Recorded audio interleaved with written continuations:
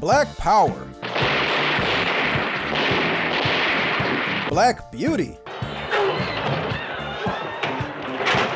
Black by popular demand. This is Black's History Month, a 28-day celebration of Black exploitation films.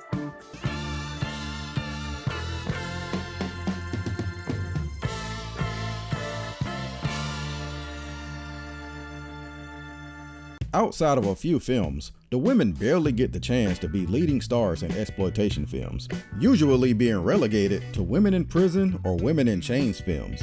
And despite the poster and marketing, I'm sorry to report that the movie Savage Sisters is no different. I admit, without the marketing, I never would have taken a second look at it, but then I saw that it starred the great Gloria Hendry, and I love me some Miss Hendry.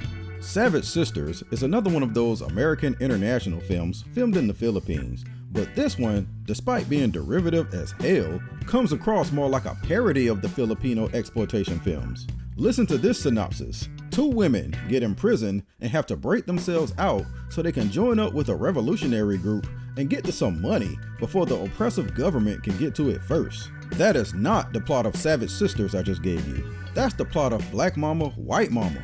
But it might as well have been the plot of Savage Sisters because it's nearly the exact same plot. In Savage Sisters, two women who are part of a revolutionary group go to prison and get broken out so that they can go after $1 million that they were trying to acquire before they got caught. So yeah, like a lot of good concepts turn disappointments, this is another women in prison film. I probably shouldn't be too surprised. The same man who directed this also directed Black Mama, White Mama. But did director Eddie Romero have to copy and paste the entire plot?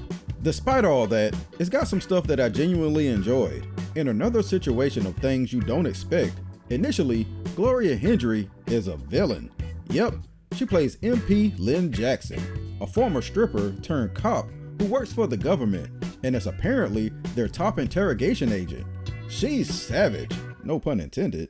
I didn't think she could ever make me dislike her as a character, but she does. Now, you're going to sign this confession, or you will never get another chance to use the little you've got.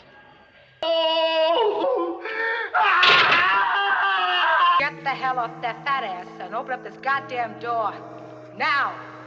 Eventually, circumstances cause her to spring the two revolutionary women, played by Sherry Cafaro and Rosanna Ortiz, from the prison in order to go in search of the $1 million, which has now been stolen by a bandit group led by a guy named Malavasi, played beyond goofy by Sid Haig in a batshit insane performance. Inside this case is 1 million U.S. currency! No more groveling for thieves! Seriously, Sid Haig was having way too much fun in this movie, and he carries it almost the entire way.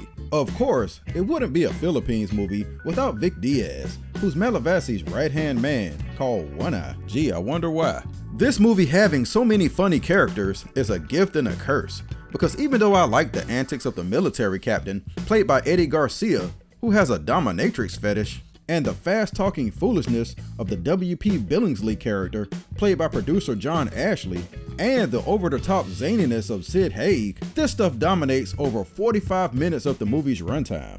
The main stars of the film, the women the movie is named after, don't even get released from the jail until 45 minutes in, and even then, they don't even do any real action until about 15 minutes left. And even then, it's extremely tame. That is criminal if you ask me. That's always the problem with these women in prison and women in chains films.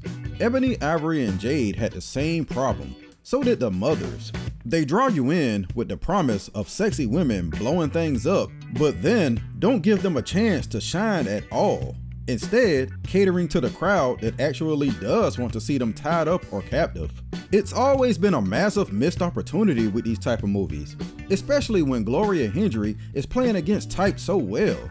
They kinda wasted it, I ain't gonna lie. You know another way that the movie kinda pulls the rug out from under you? I mean, if you were expecting this kind of thing, these type of movies normally have a ton of nudity, but in Savage Sisters, just when you think you're about to get just a little bit of side boob, the movie obscures it from you. It's one of those rare films from this era that doesn't have any nudity. It was almost as if it was on purpose, just to try to be different. Funny enough, I thought Black Mama, White Mama did the concept well, choosing instead to focus on the women instead of other characters. And this movie has the same director and producer, so why not copy that aspect? You copied everything else. Speaking of Ebony, Ivory, and Jade, that was the original title for this movie, before it was changed since it starred a black, white, and an Asian woman. But the producers thought it sounded too martial artsy, and there were already too many karate movies out, so they changed the name and rewrote most of the script, turning it into what we got, which I think screwed it in the end. I guess it worked out eventually for Cirio Santiago though. The movie is saved by the goofy characters and the comedy,